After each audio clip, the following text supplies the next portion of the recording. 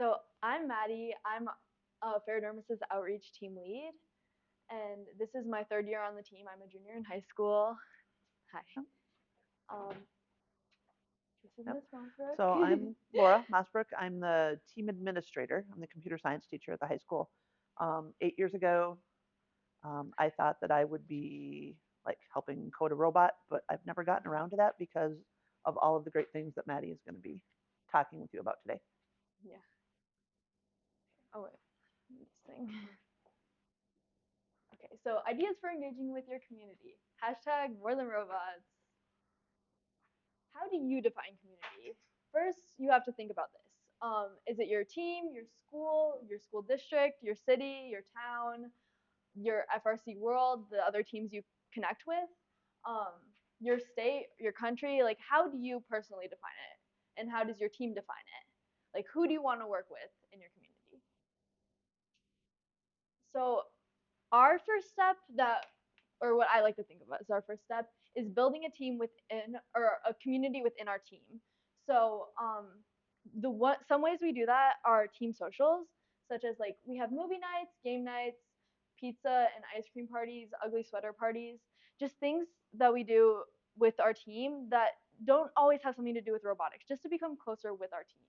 Like we really focus on making sure everybody feels like they belong and like having those connections with each other so that we could be better on the field and working together.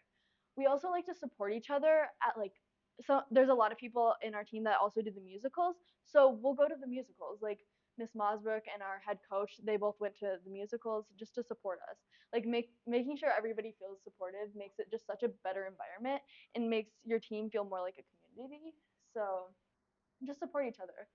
Um, what do your teams do to connect with each other? Do you have any examples? That's okay. You don't have to talk right now too if you don't want. But just think about how you could do this more and like if you want to do this more. Like is this something that's important to your team? Because we found it something that's really important to ours. Yep. So when people are stressed out during build season or stressed out at a competition, you've got those relationships and they're stronger and you're better for it. I feel like we did more before 2020, and it's just kind of filtered Mm-hmm. out a little bit now. Mhm. It's We've gone laser tagging, we have, ah we, went to a concert at Summerfest and we were there anyway, or, we're like, we kind of incorporated mm-hmm. that, like where we were in the public with something with the team. Hasn't been quite so much. Yep, that's awesome. COVID made everything more difficult, but I really feel like we're almost Yeah. back. Yeah. Mhm. Yeah. The ugly sweater party is a really fun one for us because we like to do it. Well, last year we did it Kickoff day. kickoff Oh day. my So gosh. after kickoff when we got back, we all had a ugly sweater party and we just wore ugly sweaters and it was just something to bring us closer together. And we're gonna do that again this year, but this year we're doing it before kickoff so that it's just yeah And we better realized timing. like we're like a couple weeks, like we stop only 3 weeks in December maybe, and then like we don't see each other till kickoff because Mm-hmm. the first Yeah. is on a Monday. Mm-hmm. Yep. Yeah, Yeah, so it's this a might be long week. something like a good idea to break up the time so that you can all stay connected. Take a picture quick. Of course. You know? Okay, how about you He's sit? pointing it that way, so I'm good with it. I know. How about you sit and I'll take your picture? Yeah. See? Okay, watching you. So I guess we also like we have our off season event, so like that's a lot of extra time for us. And Mm-hmm. this summer our robot didn't last long enough to do any other off season events, but normally when we were like traveling and doing things together. So Cool. Yeah. All right. We also like working with local clubs and organizations. So some examples of this are Kiwanis Lions Club and other service organizations like that. We really work with our Kiwanis a lot because they sponsor us and we've also given back to them. So we volunteer at their pancake breakfast, which is basically one of their biggest fundraisers. And we've also helped fundraise for, they had a We Go Round, which is basically an accessible playground where we help them fundraise for that. We also work with our community foundation, so they hold a lot of our funds. We're working on an endowment fund so that we could give back to other first teams and also have extra money for our team. And they're holding our money for us right now. We also have a spirit corner in the Chamber of Commerce, so that's really cool. Like everybody likes looking at that, and it's just like a way to show off our team to the town. And then we work with school clubs. So school clubs you can work with are like FBLA, Key Club, Kindness Club, GSA. There's any other club at your school that you could think of that would be a good like that you have similar ideas to. So we worked with Key Club because they have a lot of volunteer things that they do, and we wanted to work towards more volunteering. So we gave little like gifts to our bus drivers to show them our appreciation for them, and we worked with Key Club on that. And then FBLA is business, and there's a whole business side of robotics, so that's a good thing to work with. Um, it helps like it helps you stay connected to your school, and it helps other people in your school be like, oh, Ferdermis is cool, they're helping us, so like let's see how we can help them. And it's just really nice to build that sense of community from within. And it increases involvement. Have you guys worked with any clubs or organizations? I just have a question about when do like do you go to the Kiwanis meetings? Like do you I participate that way as a team or we've presented there before, and I do because I'm the Key Club president, so like I keep us connected a lot, but we have presented there too.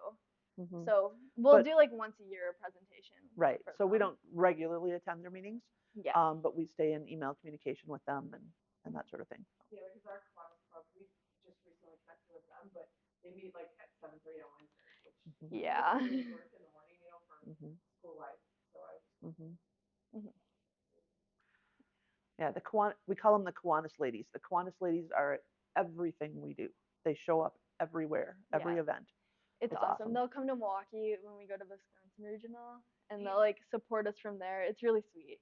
we've connected with the Lions Club more with our Lego teams than Yeah. with the FRC, but we've presented for the Lions Club. Mhm. Mhm.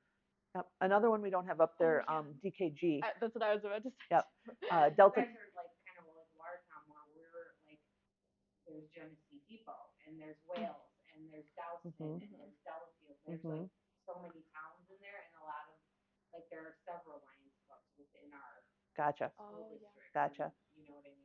Yeah. Delta Kappa Gamma is a group of retired educators. It's an organization that has really embraced, particularly our Lego leagues, but us as well. And they will come and visit us at events. They come to our open houses. They And what is that again? DKG, Delta Kappa Gamma. I think this is actually the presentation we Yep. gave them. So we had some of the little Lego League kids. They were demonstrating with their robots for them there. So like we had them help us present. We presented to them, but then we were like, you guys present too. So it like showed it was really nice to show them that, like how we're building kids from like the beginning. Okay. Um, so getting in touch with the community, we do restaurant nights. So it's basically fundraising while being involved in the community. So we go to Culver's and we basically volunteer there, but we're not volunteering because they're giving us money. Like so it's like we help give them like deliver the food and stuff, but then they give us a amount of their proceeds that they get that day. So Yep. Anything that gets you out there talking to people, yeah. and you're delivering their food, you're going to have a conversation with them. Mhm. So Yeah. So I researched it, and there's a lot of other opportunities. Like other restaurants do this. It's not just Culver's. Yeah. mhm. You could just like research which ones you have in your community and see. Yeah. We also did that kind of sort of thing with Key Delta. Oh yeah, that's a good one. Yeah. I know there's a few small businesses in our town or small restaurants that are starting to do it, like Sweet Spot. So that's pretty cool. You also want to help the community. Like showing the community that you care about them really like makes them care more about you.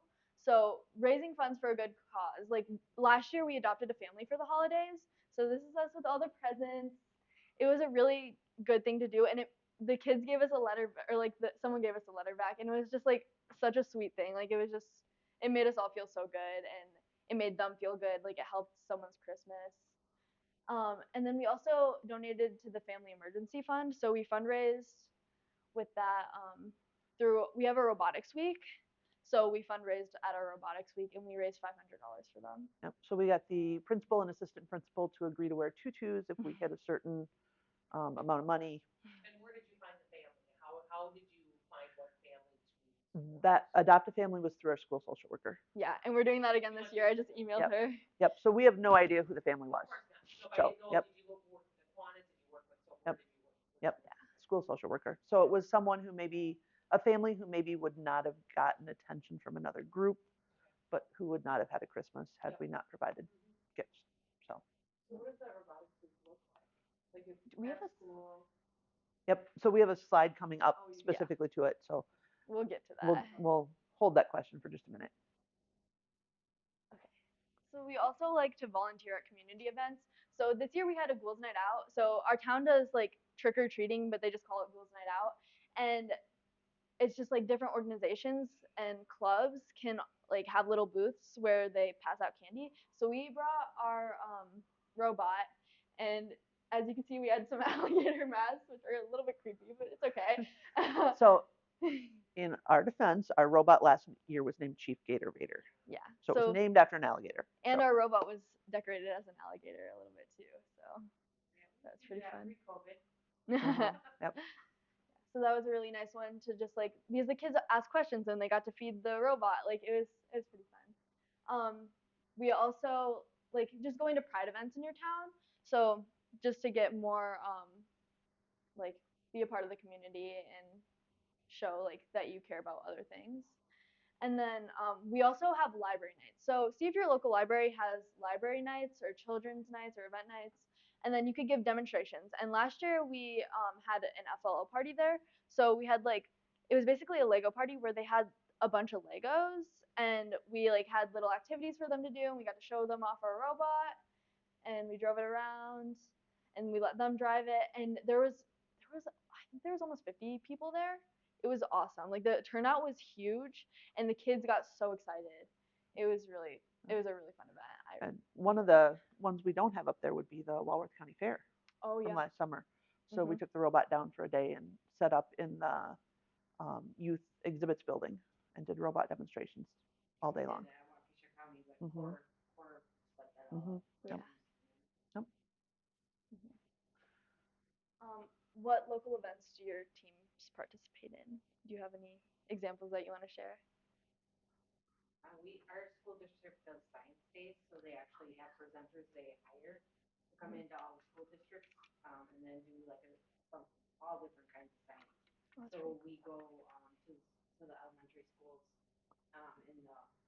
in the build season, and demonstrate robotics and talk about robotics. So that's kind of a fun thing to really get them excited about us. And parades, a lot of them you'll hear, or like walking down the street and you're like, that robot was at my school, or you know. Mhm. Yeah. So we also like to present to local businesses. So any of our sponsors that want a presentation, we'll give them that presentation. It helps us find sponsors within our community, and like it helps the businesses like be more aware of what's happening in FIRST and like what FIRST is and what we do and how they could help us. And it also helps us find mentors with similar interests and helpful skills that could be used to our benefits. And then people, like I remember at one presentation we did, um, people were like, "Oh, I could help with this." Like they were just like thinking about different things that they know how to do and they could help with, and it was really cool. Do you go to the sponsor, like to potential sponsors, or do you invite them in? Either or. This Yeah. particular one was at Micro Precision in Delavan. They invited us in for a morning, and then we paired that up with a tour of the company and all of that. So. So we also like to host an open house where we invite our sponsors, family members, friends, people who might be interested in it, community members, and we hold like basically a work day. We have it on a Saturday where we're there for the whole day anyways, and we just like we show them every part of the team, like what each part of the team does, and we invite our FLLs and well, we don't have an FTC team yet, but you could invite your FTC teams to do it if you have them, and just like show off what they do, like show off what you do. Each part of the team, like give them a tour of your shop, give them a tour of your rooms that you work in. And then this year we had raffle baskets, which was pretty cool because it helped us fundraise. And we just had like people on our team and like members make little raffle baskets, and then we just raffled them off, and it made us some money, so that was nice. And then yeah, it really helps increase awareness in our community of like what we do. So this particular gentleman right here is our state senator. He has started coming to every event that we do. And so when we were up in Madison for Advocacy Day, which we'll get to later, we now have a really good relationship with him. And he's someone who doesn't necessarily have a good relationship with public schools. But he tells us that robots are nonpartisan, and he wants to talk about robots. So out of curiosity, how do you sort of broadcast or market your open houses? Flyers, social media, Mm-hmm. just we do it in the newsletter too. We have a newsletter where we send out to our sponsors and Yep. family members. Yep. So our local Just newspaper, which in our case is an online paper, any school district publications, any blasts they can send out for us, just blanket the community with the information. Do they charge you to do that? Yep. See, when I tried advertising laser lights, they wanted to charge me. Write it as an article rather than an ad. So. So we also like to participate in the parades. So the 4th of July holiday, and then we go to the 4th of July parades, and then also the holiday parade of lights. So you could go to any parades that your town has, but those are the ones that we go to. Yesterday was the holiday parade of lights, and we just get to wear like fun little colorful hats that light up, and we get to like, this is our robot. Yesterday we decorated him. There was like a little sleigh and then our alligator on him. So that's actually a parade bot. It's not our real robot. We put special tires on it and just made. We had to waterproof it too because it was like Yeah, rain snowing last proof night. of concept for a water game. So, because it was slushy out there last night. Our driver, I don't think will ever go back to driving on solid ground again. He was having so much Oh fun. yeah, he was like whipping it around. I saw that. Yeah. Mm-hmm. They'll have a mechanism in the front to actually hand the candy Oh, out that's so to the cool. kids, so. Yep. But, yeah. Cool. Yeah, and then we've also done it on a truck bed where we have the robot driving around in the middle with our normal tires, and then we're just like all walking alongside or sitting up Yep. there. So set up an actual practice field on the flatbed and demonstrate during the parade. So. Oops. Can you go back? Yep. Thank you. So you could also, if you have a local farmers market, what we did this year was we demonstrated at our local farmers market every other Tuesday. Yeah. And we gave demonstrations, and we also like sold little ornaments that we made and little keychains. And we just got to like explain to everybody in our town what FIRST is and what we do and what Fairdermis is. And it was a really good opportunity to get engaged with the community because everybody who went to the farmers markets would be like, oh, like they'd stop by and they'd see us and we get to talk to them. And it also made us a little bit of money by selling the ornaments and stuff. And reach some different communities. I mean, you can tell by the dress of that young man. He was like, "What's a robot?" And so they forced the kids to start from the beginning. What's a robot? So. Does your town have a local farmers market? Waukesha does, but not like any of our towns really out by us. Well, Quantico does every Wednesday. That they do. They don't do it consistently. Yeah, don't they have one in Delafield? They do as well there, yeah. Okay. Yeah, I saw that on social media this summer and I thought it was kind of funny. Yeah, we had a lot of fun doing it. Okay, so another thing you could do within the school is presenting to school classrooms. So if you have a homeroom, like during homeroom, that's when we usually like to do our presentations. We'll go to tech ed, or we could go during classes, like during tech ed classes, and we could do homeroom presentations, and we'll do it like we did it for the multilingual learners. So people who might not have like there was a few people who like they didn't speak too much English, so they didn't think they could join robotics. They were like, I don't know how comfortable I feel joining. And then so we presented to them and they were like, oh, this is something I could do. Like so and really all the teams, I mean, every time we go to a regional, we have teams from other countries. So yeah. other languages that are being spoken. So. Yeah. Yeah, so that was a really cool thing. And then also like to the middle schools, you could present to them. Just Yeah, last spring, we visited every 8th grade science classroom and did a hours-long presentation to each group of 8th graders. So. We did the same thing, but our school's 612, so it's a little easier. But we did stations, and the kids really liked that because it broke up that 45 minutes or whatever. Mm-hmm. And there were so many more kids that were like, broke that stigma of like robotics, you have to be smart, you have to code, you have to do that. And they were like, oh, these are part, like, because we had like a station that was like all about advertising and social media and stuff like that. And they were like, you do that in robotics, So it broke down some of the stuff, which was really nice. Mm-hmm. Because a lot of the kids were like, now they're like, oh, I can do this. There was an event at one of the elementary schools that we went to. The show elementary school is about robotics, and they got to drive one of those robots around, and they really liked it. There were kids walking around like, "Ooh, there's a robot in there." yeah. Yeah, that stigma is hard. So do you have any like ideas on breaking that stigma? Because I hear it all the time, in comments I in the past I've had more diversity on the team where I've had sports kids and the Mm-hmm. music kids and more of the academic kids, but now like it's gone away from that, and I almost wonder if we have too many opportunities at Cutlery. Well, we really try to tell our kids we want them to be well-rounded. We know if you're swimming that we're not going to have you on Saturdays during build season. We know that if they're in the musical, we're not going to see you for the month of October. Right. We're very You know, flexible on that we too try as well. we try to do that, and it makes life a little more difficult sometimes. But we want all of our students to be engaged, Right. not just in robotics, because they bring so many things to the team. You're thinking about the impact presentation. Well, if you have people who are used to be up on stage performing, that's an awesome asset to bring to that. So. Right.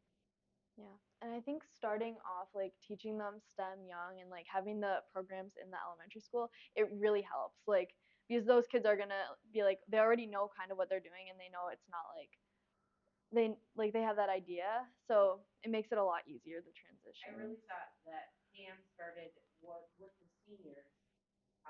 They started, well, it wouldn't have been the seniors. I think you guys were in probably first grade when they started. They actually teach Code of the Future in kindergarten and go up. So I thought I'm gonna have this great bubble, but I feel like some of them are burnt out. You know what I mean? You did the opposite, and That's what happened at ours. We had a ton of kids that should have moved from our FLs and we had to our FRCs, but they actually like burnt out last year. That they're like, we talked to them, like I even have the kids talk to them, right? Not just me.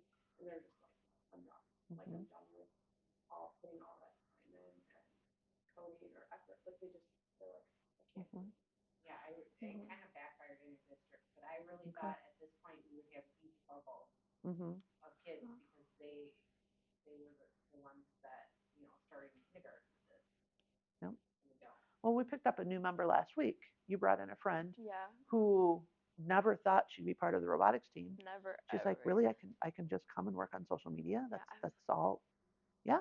It's like, You please can do join. that. All you like, you only have to work on social media if you want. You don't have to do anything else. Just join. And that's why she joined. And I think she really likes working on social media so far. So that's just like if there's people that only want to do one part, just be like you could only you don't have to do all these things. You could focus specifically on this and just making it the best possible. And just don't do things you don't want. Like and once that's you how get burn there, out. sometimes you find out maybe you do want to do the things that you didn't think you wanted to do. Yeah, that's what happened to me. All right. So we host a robotics week celebration where we have daily announcements through the speakers and we have dress days. So we'll be like dress up Safety day. Safety day, dress up safety. We'll have like neon colors, like just different dress days, pajama day, like all those. And when do you have your robotics week? So there's a National Robotics Week that happens to fall between week 6 and Champs this year. So it's a busy time of year, but it's awesome because you've got your robot back. So last year, this was us in an assembly. They set up part of the practice field. They put the kids on scooters and basically had them play the game on scooters. So they learned the game. They learned what we were doing, and they had a lot of fun. Okay. we love to do some sort of giveaway. So this one was kind of out there. This was above and beyond. So um, we worked with our food service, and they paid part of the bill, and we paid part of the bill, and we got a donor to pay part of the bill. So individually decorated cookies, and each one had a little team information on it, or um, like a fact about FRC Robotics. And so everybody that went through the lunch line got their own little special 6574 robot cookie. And then the year after that, we made little robot crayons and we passed them out. They were pretty cute. We had like little coloring sheets to go with them. That one was a lot cheaper than that, obviously. And then last year we had like these bendy pencils that we just like tied little notes on. So, but games contests like daily trivia contests about robotics in the announcements, anything that we can do to raise awareness of the team within the school. Yeah. So, We had like a presentation at the assembly too where we told them about robotics and like what we do basically. So did that answer your questions about? No, I was just wondering. Okay. We also think that working with the youth in the community is really important. So some of the stuff we said before, but also like mentoring these FLL and FTC kids is really important. Like showing them that we care about them and we want them to like be happy. So like one day we just went over to one of the FLLs because they were really unmotivated. We just like cheered them on basically and like showed them it was fun. And we just wanted them to get like their excitement back up and we like presented to them and we told them some stuff and like we told them stuff about outreach. We were like, once you get to Ferrodermis, you don't have to do like just coding anymore. And so it made them really excited. And then they were like, for the rest of the season, they were good. They just needed that extra like motivation that they didn't have before. So when we mentioned that not all of, I don't know who was in here, not all of our FLL teams are official FLL teams. We have a lot of in-house teams that just work in the school district and never actually register and go out to a competition. So our teams served as refs for an in-house competition, so they could have the experience but not be officially a first team. We did Lego Club. Pre-COVID again, but it was like once a month, and that was kind of cute because a lot of the kindergartners don't have things to do, and so each time we had it, there was a theme, and we just had a lot of donated Legos, and that they would work on a table, but like one time it was community, so they worked together to like build pet shop in the police station, and you know what I mean. So it wasn't like um, robotics, but it was learning how to kind of work together, and then some of those kids ended up doing that. That's kind of what we did our Lego party at the library where we just had like we had kids build little things together and they all worked together and it was similar to that. Another thing we like to do is have our our middle school has a STEAM night, or is it the elementary? It's Lincoln. I think Lincoln, yeah. So the elementary school has a STEAM night where they basically it's like a bunch of different STEM people come and like the arts. And so we like to present there and we like to demonstrate our robot and let the kids drive it around and they always have a blast. They love that so much and it's just like a bunch of I think the other schools sometimes show up to that too. Like it's not just one of our elementary schools, but yeah, it really shows them like what they could do. Yep. So like you said, they eat that up. Driving that robot hooks them. Yeah. Every time. That's why we like to let them drive it as much as possible. Like you ever have problems when you're at events so like the line's so long to drive the robot and then kids get irritated their parents or we have to stop for a battery change or something like that. Yeah. So it's we just have a specific robot that we built for demos and call it Pizza Bot because it's a little bit smaller and easier to haul around getting cars and but it's hard because it's one robot and there can be quite a few people. So we're lucky enough with this event that there's so many tables, there's so many things going on. We just occupy one corner of the gym and they can do other things and come back. Yeah. So, all right. As Ms. Monsford said earlier, we also like to volunteer at FLL and FTC events, like just to help them out. Like it's just nice to do. Mm. And it shows them that we care, and showing them that we care gets them really excited about STEM. We also like to promote women in STEM. So ways we do this are through the Girl Scouts in our town and like neighboring communities. So we've given presentations to them in the past, and then just this November we had a whole day where we helped them earn their badges. So they got to earn 3 robotics badges. It was for cadets and juniors, and it was here. You can see them presenting right here. So they got to learn how to do a bunch of different things. They had a bunch of different sessions for different parts of our team, and we helped them like program, and they got to drive the robot. They got to do just a bunch of different little activities, and they got to like build some stuff. Yep. So they're in the shop doing some prototypes, So things like that. And then they had to present it at the end. So this is me standing right there, but then this is them presenting. I just helped guide them, and they did the presentation all by themselves. We also have, so at our university at UW Whitewater, there's a thing called Tech Savvy, which is basically it's for young women to like get into STEM. So we have a little room there where we have sessions where they come in. So it's basically like workshops, and then they just come in and get to see like what each part of our team does. Yep. Not doing it this year, but Yeah, but we've done we have it in in the the past. past. So if you're interested, reach out. AAUW, American Association of University Women, runs that. So very cool. American Association of University Women, AAUW. I think you guys do some stuff with Society of Women Engineers. Mm-hmm. Yep. And then just promoting women within the team. So ways we've done this is we've gone to events like Twist and Indie Rage a few years ago, where it's women events, and so we had like girls on the team that got a chance to do things that they wouldn't normally do. So like I was operating the robot, and I would have never like operated the robot if it weren't for that. So it was just like a cool thing to get perspective on other parts of the team. Reaching out to other demographics is also really important. So presenting to senior citizens, they make great mentors. If you're retired, you make a great mentor. I just recruited my grandpa. I was like, hey, do you want to join? Because he was looking for something to do. He's retired. He gets bored very easily. So I was like, come join robotics. So he did, and I think he loves it. He talks about it a lot. He loves robotics. We all call him Papa. Yeah, it's we all awesome. call him Papa. And then connecting with post-secondary schools, so universities, tech schools, seeing if they have a robotics team. Unfortunately, our university, UW Whitewater, does not have a robotics team. No. That's okay, not yet. Yep. So we've connected with UW Madison in the past. That's where Dilbury came from. It created a steady stream of mentors for us. So is there a local university or tech school that you could connect with to do that?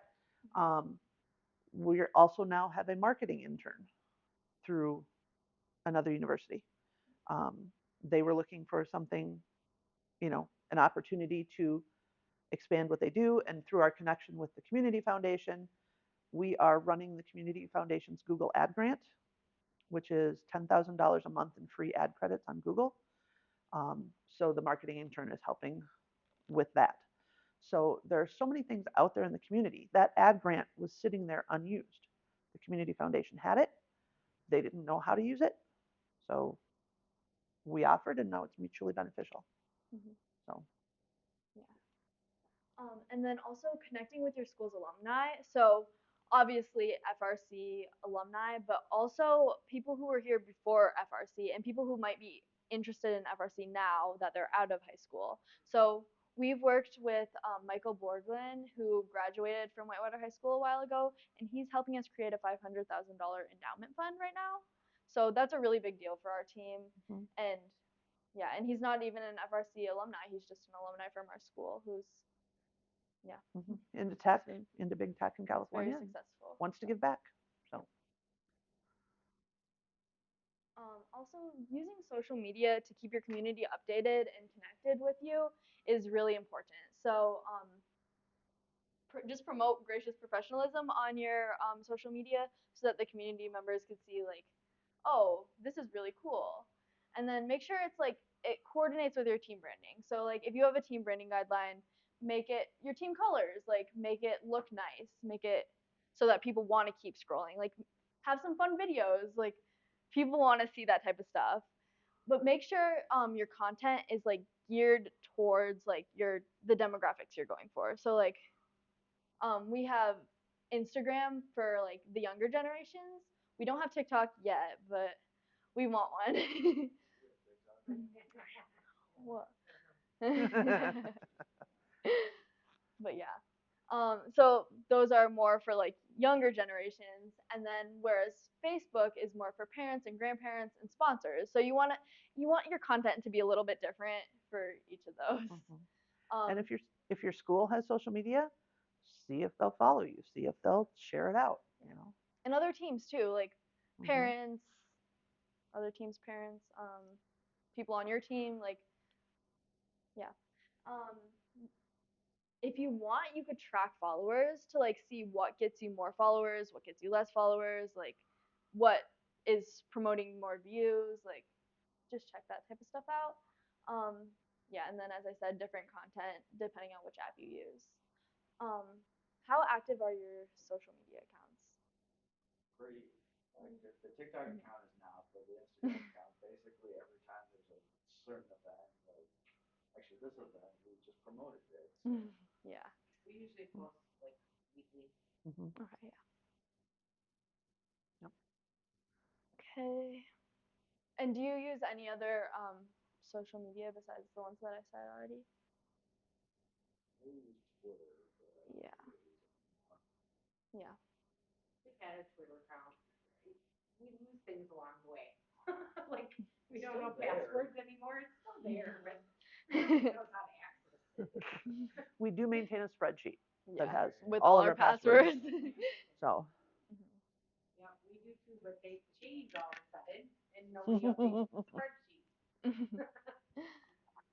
um, we also have a newsletter which keeps people that don't have social media updated about what we're up to, and it just has like it has all our events that we're planning on going to and all our events that we've gone to with like descriptions about each of the events. And then we like to highlight a special event. Like I think we'll probably highlight kickoff and like just going into detail about what it means and like what it is. We like to send this to companies and organizations that sponsor us, and also it helps keep people without social media really like in the loop Yep. about everything. and so everyone that attends our open house, we have a, you know, when they sign in, would you like to provide your email address? So And how do you do a digital newsletter then? mhm. Yes. What program do you use for that? Canva. We Canva? Mhm. yeah. Canva is free, and We've looked at doing for a couple years now a digital mhm. instead of we print Mhm. ours out. Yeah, we do not print at all. Yeah, we do digital too. We have the same template we use for each of them on Canva, and it makes it really easy to just like have the information we need and where it belongs.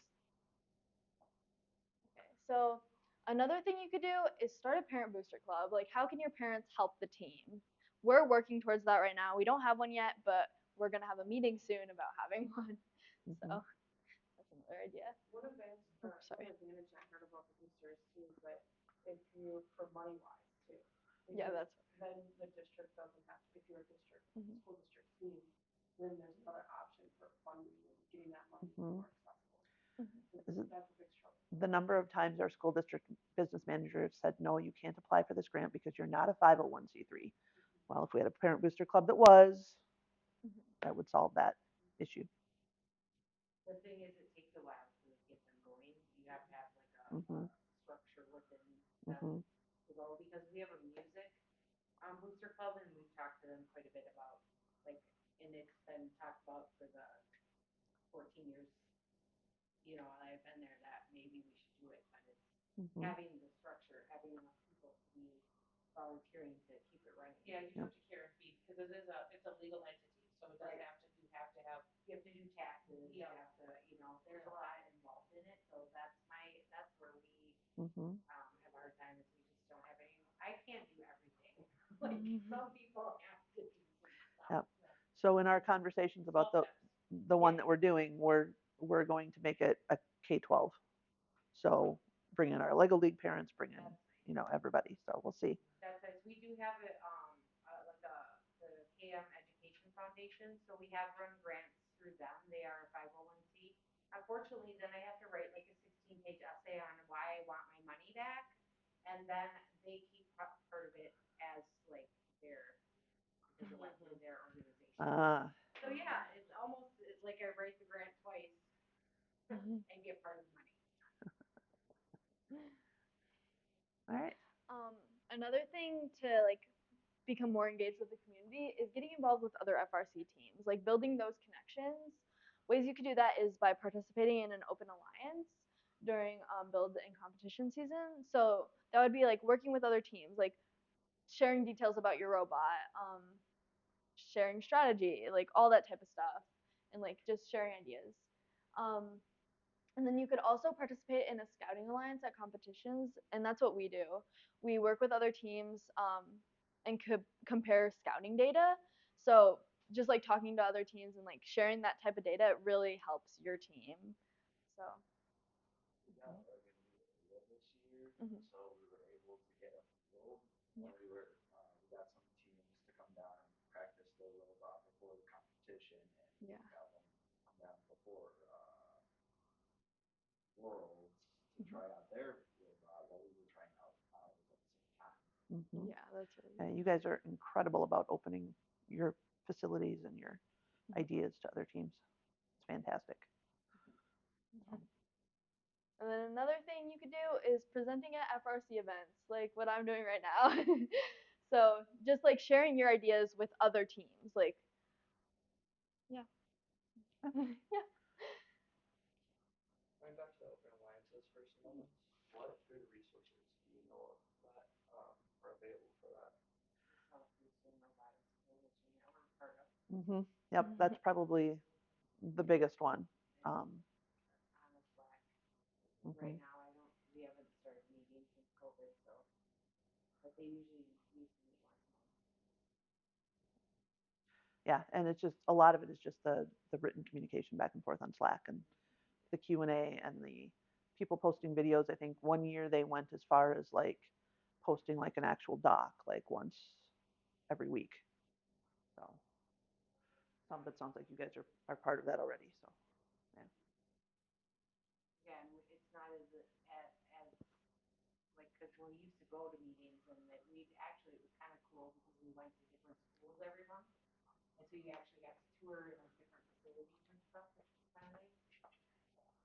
Well, it's because of COVID, it stopped. So, Mm-hmm. but it was nice to see other people's facilities too Mm-hmm. when we went Mm-hmm. to meetings. Absolutely, that's one of my favorite parts of off seasons. So. Another thing that's really big for like FIRST as a whole is advocating for FIRST. So one way we do this is by meeting with our state representatives at the Capitol. So you could join SASA to do this. SASA is the group that like helps put this together a lot. Um, yeah, so at in Madison, there's the National Advocacy Conference. In And, DC, yep. Oh yeah, that's in DC. And then we have the state advocacy conference. So it's February 6th. Is that the right Yes. date this year? Yeah. We attended in person last year for the first time, and it was incredible. It was We awesome. had everything positive to say about it as well. Mm-hmm. Yep. So even if you only send, 2 or 3 people that first time, the students sat down, arranged meetings with their state legislatures, sat down in meetings with them. I sat in the back of the room and watched and listened, and it was just incredible the engagement between those two groups. So. Yeah. And this year, I'm helping put it together a little bit, so that's exciting too. Mm-hmm. Yeah, this year they're doing they went down in the morning and they did a workshop. We kind of learned how to talk to legislators, and then they had a luncheon, and then we went and met with them in the afternoon. Sounds like this year they're trying to do like the workshop virtually, Mm-hmm. and then have more time to meet with the legislators when we actually go down. Yep. That's So. my understanding of it. And we did have a student head off to Washington D.C. last year to participate in that one. Go, but it was the only weekend we Expensive, could leave, yeah. right? So, yeah. That's why he wasn't at Laser Lights. So yes, yes. So how did you let him go by himself though? with family. With family. Mhm. So that was the stipulation. He registered himself. He traveled with family, stayed with family. So So getting in touch with your community, like your town, one good way is to cheer them on, and they'll cheer you on back. So go to community events, participate in your community events, and just do things that'll help make your team more visible to the community. Things that like explain what we do and like let them know who we are. Um, make it sure that they know like we're a group that they could look to for leadership and they want to celebrate us. Like we want to celebrate them, so they want to celebrate us. It makes it a lot easier. One big thing that we do that is really important to our team is writing thank you notes. We write thank you notes to everyone for everything. It's just something that's really important to our team. There's a lot of thank you notes being written always. We so one thing we did is we thanked our bus drivers. We write thank you notes to our parents that help out. We write thank you notes to other teams like companies, sponsors, people that give us stuff, like anything. We just love writing thank you notes. well, no, we don't love writing thank you notes, but we're really good at writing thank you notes. Yeah. And We I have like can't stationery. tell you the number of times that I'll be somewhere in town and someone will walk up to me and say, "That note was incredible. Thank you so much for sending a thank you note." It means so much to I people. think this generation isn't Mhm. thank you notes, knowing like my kids are like 20 somethings, Mhm. and they are just like you have to write a thank you note for this. Like that's like I think generational. But Mhm. I think like as like a business owner, they're older, and in our generation, it was something It that was you a thing. Mhm. yeah, and you gotta look at Your audience, your demographic, yeah. And handwritten is so much better than email. Mhm. Yeah. Because it goes a lot. Yeah, we have like Mhm. a card, and we change out the pictures every so often in it. On the Mhm. front cover is like the kids in their team collage, and then in the inside they get Mhm. Yeah. Mhm. right, so we change out the pictures a couple times a year. Yeah, it's just very personal and meaningful, and it just shows them how much we appreciate them. Okay, I finished in time Yep. this So we've got like time. 2 minutes. Yeah. So is there anything that you guys do with your teams that we haven't mentioned? I mean, one of the things first is great about it is sharing information. Host our own events. Yep. Yes, you do, and it's an incredible event. Mhm. So Host our own events. laser hosts. Yeah. Mhm. We don't, but we this last summer we reached out to our like summer school um like coordinator at one of our elementary schools, and we went to their like the after school. So like the summer school goes like in the morning time, right? Like until lunch or whatever, and then afterwards it's just like the park and rec does their like stuff for the afternoon because parents can't just like have their kids get picked up at noon. So we reached out to them and we did like the station models, and these little kids are doing these little I have Spiro ollies, and they're really easy to code and program, but them just driving them around. At one station they did coding bracelet, like binary bracelets, things like these kids were like, "What school are you at?" Like they're like, "We want to go there," like so that was really neat to like reach out in the summertime and do just like 2 day thing. We had like what was it, 10 stations? We did 5 stations one day, 5 the other day that were different, and that was really cool. Like it was in the summertime, so we didn't have probably as many kids on the team that were available because of vacation and stuff, but we had enough to run each station. So that was really cool. Cool. I just wrote down binary bracelets. I think that would be so awesome. Oh yeah, The next time we do a Girl Scout event. Yeah. So. And we bought the colors of the team, so we had like black, purple, and white. So that was nice because then it was like, ooh, this has something that's the same. Mhm. Nice. We pre-COVID used to run a elementary robotics workshop in the fall, and that was always a big hit. And it was actually kind of a fundraiser for us too. It was like $25. It ran through Community Ed, which was nice. So they signed all the kids up and had all that organization, and we did like centers of for them, and it was about an hour and a half long, which was a huge hit, but has not happened yet. We run our Lego camp in the summer too. Our 2 weeks ago, don't cancel this, basically did an advanced. Yeah, one of the other stations we did was, you want to talk about it with the blindfold?